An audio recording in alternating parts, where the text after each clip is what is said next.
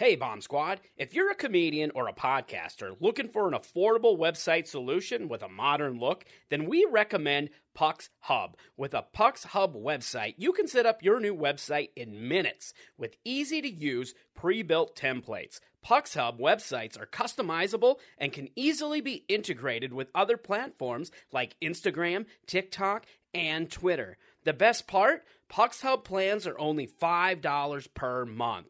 We use Pucks Hub for our website at the Art of Bombing podcast, and we think you should too. That's why we've partnered with Pucks Hub to offer listeners a free 60-day trial. Head over to puckshub.com to subscribe and use promo code AOBPOD at checkout for your 60-day free trial, and then pay only $5 per month after that. Take your career to the next level with your own Pucks Hub website today.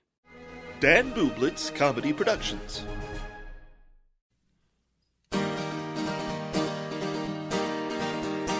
My friend Dan, he's got a podcast, 'cause all comics need a podcast, and nobody had a podcast called The Art of Bombing. So Dan went out and bought a tape deck. Who knows why he bought a tape deck? Podcasts don't get played on tape decks, but Dan is from the 80s. So hey there, all you funny jerks, come talk to Dan about your work.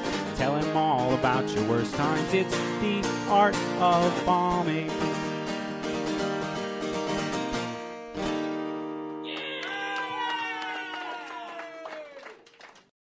Welcome to a brand new episode of The Art of Bombing presents Between Bombs Callbacks. This week, Josh and I are calling back episode 275 with Mark Masters. Before we get into that, how you doing, Josh? Good. I am on the road. I'm telling jokes, but not in clubs. I'm telling them the people I'm training.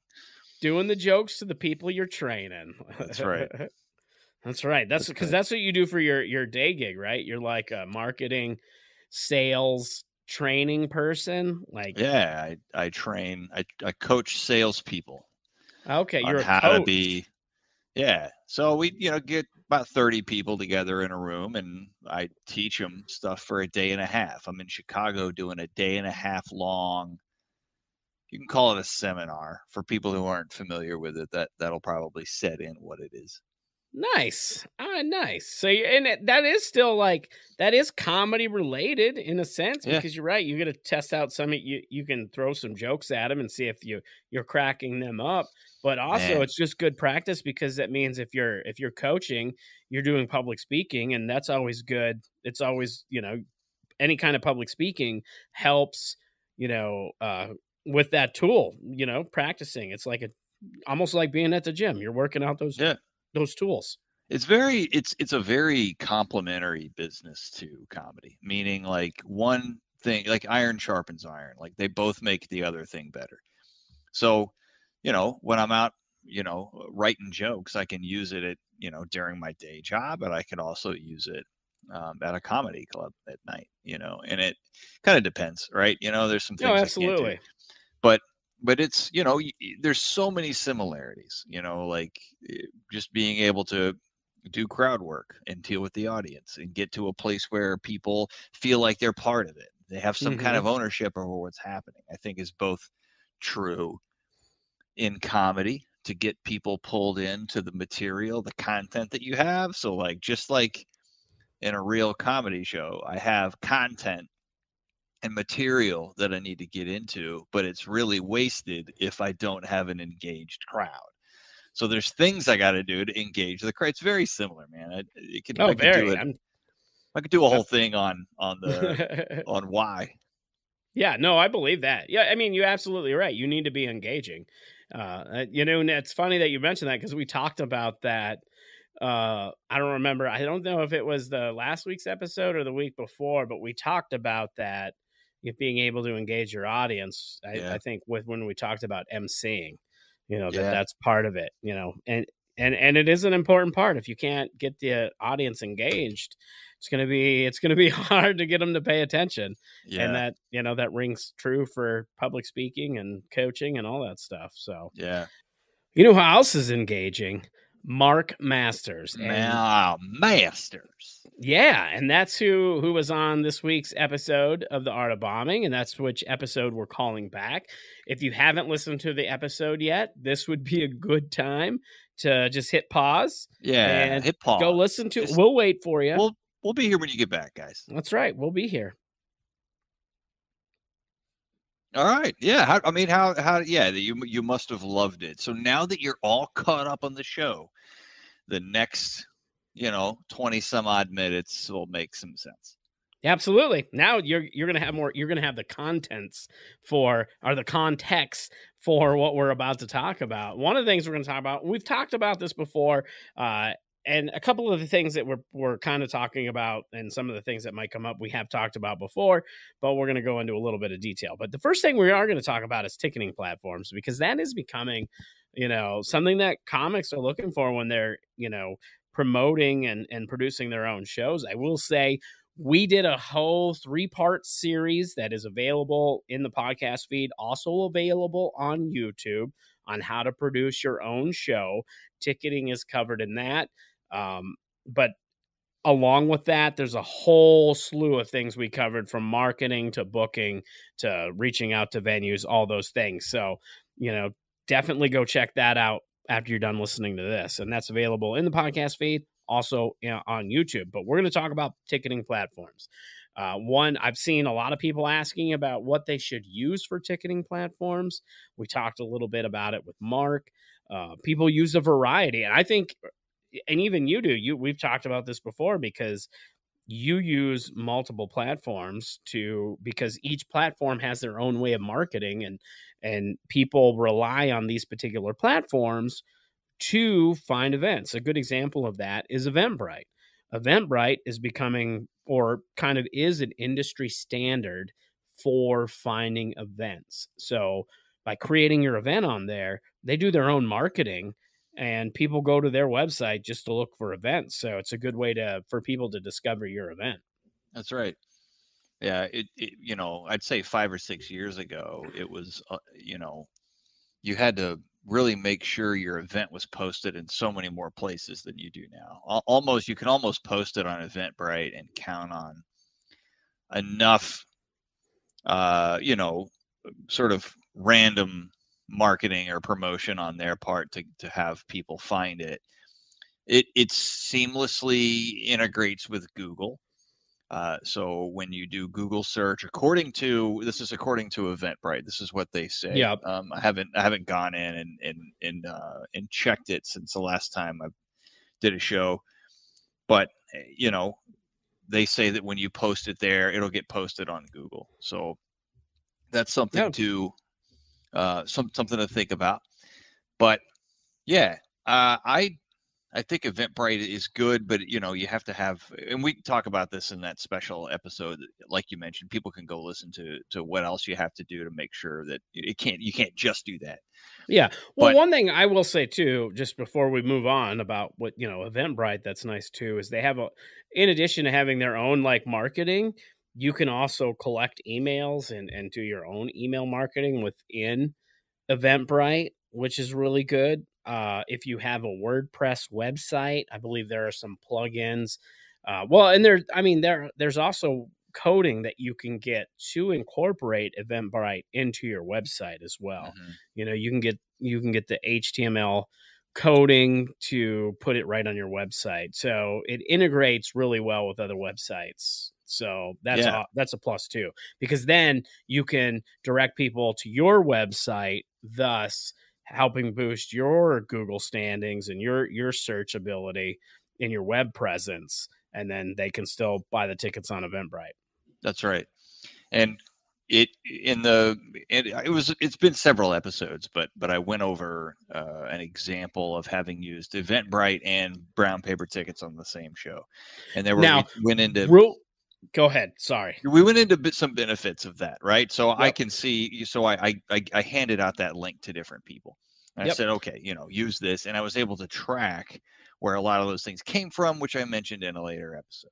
Just saying that Eventbrite, you don't have to use a totally different ticketing platform in order to get that benefit. You can just make multiple links, which I Mm-hmm. still recommend you do if you use Eventbrite. But that does make the other marketing tools that you just mentioned a little harder to use. So you have to Yep. think about that when you're using Eventbrite. And they pay you timely. And you guys mentioned in the interview that there's a big difference. And so what I've seen lately is that brown paper tickets takes about a month to pay you. Yeah, and that's what I almost interrupted you there, and that's where I was going to be like, I just want to, disclaimer: we're not endorsing, any of these Either, yeah, products. You exactly. go and decide what you want to, but brown paper tickets right now has kind of got a bad reputation. There's a lot of people that are getting mad because it's taking longer and longer to get their money. I have a show coming up this week, by the time this comes out, it would have been last week. So anyway, it doesn't matter. But I have I did a show where they used to use brown paper ticketing for ticketing, but they haven't been paid out for their last two shows. And these are monthly shows, and so they've stopped using them and switched over to Eventbrite. So again, we're not endorsing any of these ticketing platforms. We're just telling you what's out there. You decide what you want to use because none of them are sponsoring us. So Yeah. So keep that in mind. yeah, that's an excellent point to make right before I say this, which is I've done just Eventbrite, and I've done Eventbrite and brown paper tickets. When I've done them both, I have attracted a much bigger crowd. Now, there are probably a lot of other variables involved, meaning, were the comics local? Did the comics promote? How well did the venue promote? What else was going on in town? There's lots of other things around it Mm-hmm. that probably had something to do with it. I find it interesting, though, that when I have used both platforms, I have seen more ticket sales, and it could have something to do with the fact that both brown paper tickets and Eventbrite have their own syndication network Yep. that they send your stuff to, and it does open things up, I think, to a wider audience. But you're absolutely right. You have to be willing to contend with really delayed payouts, especially on brown paper tickets. And Yep. I've used it recently, and it took about a month. So those listening, just kind of be ready to front the money to your comics if you're going to do a Yeah, show absolutely. Well, for a and I will while. say this too, if, with ticketing, if you are promoting shows on a regular basis and you're going to be doing your own ticketing on a regular basis, yes, using those sites in addition are great. And I've talked about this before on this podcast. What I do is my website is built through Wix, and I pay for an e-commerce website, which allows me now I can sell products on my website, which is great. So I can do like downloads. So I can sell my album on, via download. I can also sell my game and all my other merch, and it's integrated with Printful for drop and ship. But I'm also able to I'm also able to do ticketed events with the packages that I have on Wix, paying for this e-commerce. So, and part of that, because I'm a registered, LLC and I have all this stuff, I can then, they have their own credit card processing as well. And so on my website, you can go to my website, buy tickets for my ticketed events that I'm producing directly from me. The fees are lower to your customers. That's another thing that's a benefit about that, is that the ticketing fees on your own website aren't going to be nearly as high as like on Eventbrite. And then Wix, they have, and I'm sure there's other, Squarespace probably does this, other types of websites do this as well, but they have their own credit card processing as well. So as long as you're an actual business, you can then set up credit processing and do all the things right from your own website. And if you decide to do that, I still recommend setting up your event on those other places as well, and just don't promote them as hard, because that's what I do. I set up ticketing on my website. I also set it up on Eventbrite, but I promote the ticket link on my website. I just use the Eventbrite ends up becoming a passive way of getting the word out there, because, people will find it on Eventbrite. People do buy tickets to my shows on Eventbrite, but again, most of my tickets come directly from my website, which is good because that means people are spending time on my website, which then helps my web presence and, helps it. Now, when people are searching for comedy stuff in my area, the more, the more people spend on my website, the higher my search rankings are. So then I can get discovered that way too. I know WordPress, they have their own event plugin as well. So you can sell directly from your website if you want to do that. But and another ticketing platform that I want to mention, I haven't looked much into it. They reached out to me about setting up shows on there. There's a new platform. It's based out of the UK, but it's coming into the US. It's called jokepit.com. They're a ticketing platform that is specifically for comedy. So they're marketing mostly just comedy. I'm sure there might be other events on there, but if you're looking for a ticketing platform just for comedy shows, that might be worth checking out. Again, we're not endorsing any of these products. We're just telling you They don't pay some us stuff enough, that guys. exactly. We're just telling you what's out there. Exactly. This episode was so full of great, sort of short, good ideas. Like it had a lot of things, not just about promoting and, producing your own show, but I think it hits right in that zone where a lot of comics are, which is, okay, I'm not necessarily headlining clubs. I don't feature clubs that often, but I just have my own business and I'm out on the road doing a lot of alt rooms, and there's a lot of different things that I have to do in order to make money to do that. And you guys go into merch. So it's a really great episode for just getting a download on the things that you do in that space. Oh, absolutely. And with that, we did talk about working the road quite a bit. And Yeah. one of the things that came up was not relating to an audience in the sense that your material was too local. And what I mean by that, or regional, I would refer to it as regional humor as well. And that's where you come up in a scene, say Kansas City, that's where Josh is. And Josh, he's a new comic and writes a bunch of jokes about Kansas City. Then Josh gets his first road gig, goes to said road gig that is not in Kansas City, that's in, say, Missouri. Kansas City, Kansas City, Missouri. I forget that's a bad example. Let's go to Oklahoma. But you go somewhere else. You're from a place. You learn and you go stuff, somewhere else. You go yeah, somewhere exactly. else. You go somewhere else. We're on track now, guys. But you take those same jokes and you do them with those same references to said town, and they're not going to hit because the people can't relate because they're not from said town. And then you end up bombing.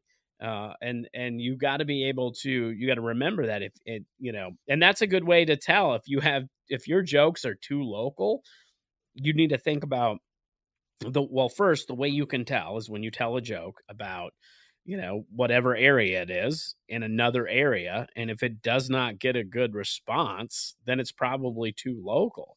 But one of the things, it's a trick that a lot of road comics do. You can say it's hacky or whatever, but you can write local jokes that are generic enough to where you can insert other places for the main whatever. So you could do a joke about, a rivalry town. Yes. And you can then take that joke. So you might have a rivalry town to your town and you're doing jokes and it's killing. Well, then you go on the road, then you just got to do a little bit of research. Who's the rivalry town to the place you're performing? And then instead of using your town as an example, you fit in the town you're performing and their rival, and then the joke still hits because it's even harder because now they get this local reference. Yeah. Yeah, I think that's a great way to not only identify if you've got some local humor, and it may happen, that your local humor is there and you don't know it. And the best way to tell, I've seen that happen. Yeah, is to go and, like you said, try it. And if it doesn't work, then a lot of times you have to, analyze whether or not the regional piece to it maybe gets taken out. But I also Mhm. liked your suggestion of, okay, well, we can take and insert whatever makes it funny here. And Yep. I know traveling comics do that all the time. I have stuff where I do that, so there are just some basic things that I've learned over the years, which is, my sort of personal family stuff, like the things that are relatable the most are just about things that are ordinary to me as a person, that have this, it carries out and resonates with people the closer they are, to me. Yep. But if you know I there's certain things I can't do in small towns that I can do in big cities, and I've had to learn that. Like, big cities, you can get away with a lot of dark humor in big cities. Like, Yep. it's just something that, I don't know if you've noticed this, Little Dan, but towns, you're gonna make them all sad. that's right. Little town, yeah. They have I feel like empathy. they have empathy there. They're not dead And, inside.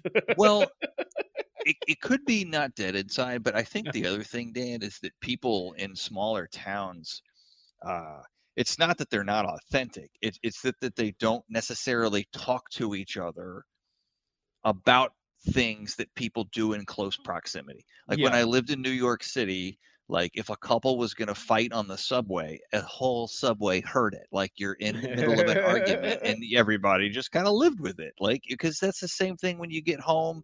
It's the same thing in the hallway of your apartment building. It's everywhere. So people don't have these social walls that are constructed. You go to a That's a small good way to town. describe it. Social walls. Exactly. But think about the space between human beings in a place like Leavenworth, Kansas. I mean, you're out there and there's just so much more room between you and the next family, that the next family, like, you don't want to impose upon the next family and bother them with your stuff. So when you talk about things that might actually make people feel empathy, which is a great way to break that down, Dan, like, they feel empathy or sadness towards you, or sadness like towards a specific thing, because that's how they've come around. So that's another example of how regionalism or Mm-hmm. localized humor can hurt you when you might not notice. Yeah. And that's why I highly recommend, even if you're not at the level, if you're listening to this and you're a new comic and you're not at the level where you have enough material to, go on the road and feature, or, that kind of thing, I still recommend, if you get the opportunity, go to another comedy scene and hitting some other open mics with your jokes, because it's still going to kind of give you a little bit of, it's going to give you a little bit of a barometer of where you are regionally. If you're getting some laughs on your jokes that you tell all the time that kill wherever you're from, but you go to another town and you're still getting, close to those same laughs, you're probably good. Because you have to test, because that's the thing with comedy, you want it to be universal, and you want to be able, it's got to be universal so that you can go to a small town of 500 people, or a big city of 800 million, and do a show and crush with all your material, Yeah. because that's when you're a good and by doing that, it's being relatable, like what kind of what Josh was saying, having that relatable material. And I don't know if you would agree with this, Josh, but I feel like you would. I think one of the leading reasons comedians end up bombing, it's not because they're a bad comedian. It's not because they have bad jokes. It's not because they're a bad performer. It's because their jokes weren't relatable to that audience that they're in front of.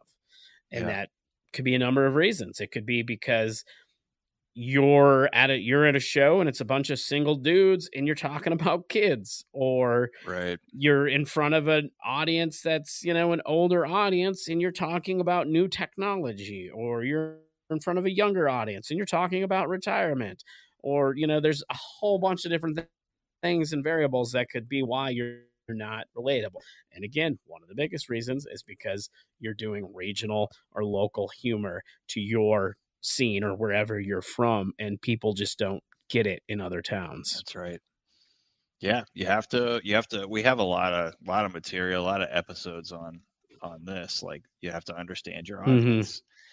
Yep, And absolutely. you have to have and I think you make a great point. You have to have enough material where you can take the things that do apply to that audience audience because you've written enough and you lived enough and you've been around enough where you can do it. And it sounds like to tie this into the episode with Mark, I think you have, he talks about how much he loves doing small towns, and he's clearly a guy that's, lived in to me, it seems, just hearing him speak and all these, he prefers being around a lot of people. Like he lives in, I have Denver. I know he lives in Denver, but I just haven't tracked him to see where he's been at other places, or if he's always been there. I don't know. But I got you. Yeah, where he was before Denver. That makes sense. Sure. And yeah, by the way, what kind of accent does he have? Because he flattens out a lot of the as that, like his a vowel was like really flat, and he had a lot of flat. And the whole time I was like, why is he doing that? I wonder if that's kind of an East Coast. I wonder if he's somewhere from the East Coast, like so. It may be the like upper East Coast. Like it reminded me of like Northeast, maybe. You can hear like people from Boston doing that. Yeah, that's why I said Northeast. Maybe not quite Boston, but that region. Yeah, Now I'm curious. Now I got to find out. Yeah, I'm reading his bio. And I don't think it's in there though, because most comedians just do, bios from, wherever they're at this particular time. Yeah. But now I'm gonna text him and to find out, because I'm curious about that. But I see what you're saying. Yeah, I know. It's like what, I don't mean to rag on the guy. This seems like I want to meet him. He seems like a great guy. Oh, absolutely. But I did notice that. I was like, what? I noticed that. I'm like, what, where? Like, where are the rest of the people that do that you can't like if I follow you home to Thanksgiving, is it going to be a bunch of that? Right. I don't know. All right. I texted him to see. We'll see. I'm guessing Rhode Island. I don't know. I don't know why. I don't know. Just Rhode Island or Maine. Those are my guesses. I don't know. What do you got, Josh? What's your guess? Okay, here's my guess. We're probably both wrong. He's from Denver. He's lived in Denver his whole life. But during his formative years of comedy, he watched a lot of Pete Holmes and listens to a lot of Pete Holmes's podcast. Oh. Pete Holmes does that. He has. Yeah, but Pete Holmes is from Boston. From Boston, I know. But yeah, so so that's why I said Boston. I think there is a little of that there. All right, well, we'll see if I don't know if he'll text us back before we get done recording, but we'll have to put it. Yeah, we'll talk about it next week. Yeah, there you go. The mystery will be solved by then. But anyway, yeah, you'll have to tune in next week. I love the episode with Mark Masters. Great insights for everybody. I think, if you haven't already, go back, listen to it. You have a great time. Oh yeah, absolutely. Yeah, and go make sure you check out his comedy. He tours all over. He's got a book out. That's another interesting thing that he did. He wrote a book basically about his first year as being an open micer. The Art of Bombing actually gets mentioned in the book. It should. I forget how it comes up, but it was in there. And before I even met him, somebody else who was a fan of the show pointed that out. They're like, "Hey, did you know somebody mentioned you in a book?" And I was like, "No, I did not, but that is really cool." Yes, I found the book at Goodwill actually, and I read it there. Did you really? No, that's what the person would say, because so Mark had that great, like, you guys. It was a great I know, that's idea. why I was hoping it was true, because he found it at a Goodwill. So what I do is I get my stuff, I sell it to the crowd, and then my crowd like takes my merch and like gives it to Goodwill, and then I pass through town on the way to the show. I buy my merch back at a reduced cost, take it back, and sell it again. Yeah, that's great. I know other comics who have done that, who have not done that, but who have written books. And what they'll do is they'll sneak into a bookstore, see their, books, and then go in and sneak their signature, autograph them, and put them back on the shelf. Mm-hmm. Which I think that's really funny too. All right. Well, you'll have to tune in next week to find out the mystery behind Mark Masters' accent. We're looking into it. Next week, we have a great guest. I talked to a comedian who is based in Houston, Texas. I think that might be the first time I've talked to somebody based in Houston, Texas. But we talked to Shed Ham. We had a great conversation. This is a person who's been doing comedy for over 23 years. He's been, getting ready to release his own comedy special. He's filmed and directed other comedy specials for people, doing a lot of stuff on the production side of things, bunch of podcasts, all kinds of stuff. And so we really dived into a whole lot of different things. That's what's going to be coming up next week. So make sure you tune in next week to The Art of Bombing to hear that great conversation. And then, of course, next Thursday, we'll be back with the callbacks for that episode as well. So thank you for tuning in. Thank you for listening. And we'll talk to you next week. This has been a Dan Bublitz comedy production. Roar.